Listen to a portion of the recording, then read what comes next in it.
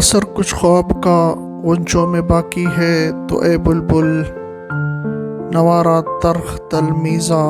جزو کے نغمہ کمیابی، تڑپ سہنے چمن میں آشیاں میں شاخساروں میں،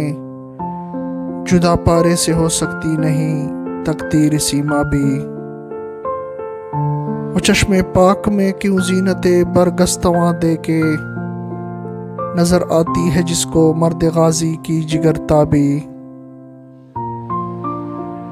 ضمیر لالہ میں روشن چراغ آرزو کر دے، چمن کے ذرے ذرے کو شہید جستجو کر دے۔ ان اشعار میں علامہ صاحب فرماتے ہیں کہ اے اقبال یعنی بلبل،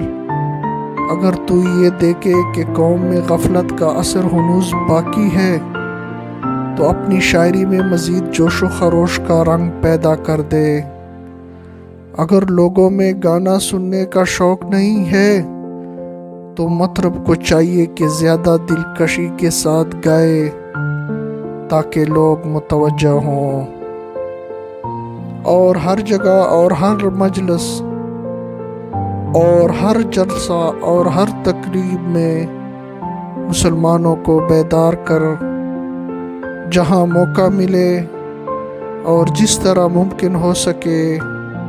قوم کو بیداری کا پیغام دے۔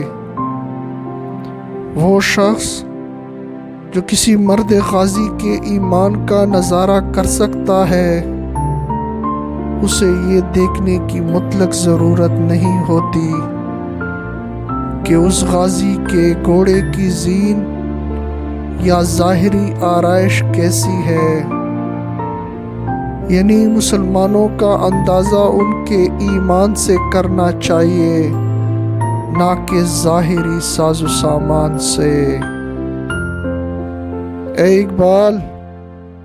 تو قوم کے ہر فرد کے دل میں عشق رسول اللہ صلی اللہ علیہ وآلہ وسلم کی آگ بھڑکا دے،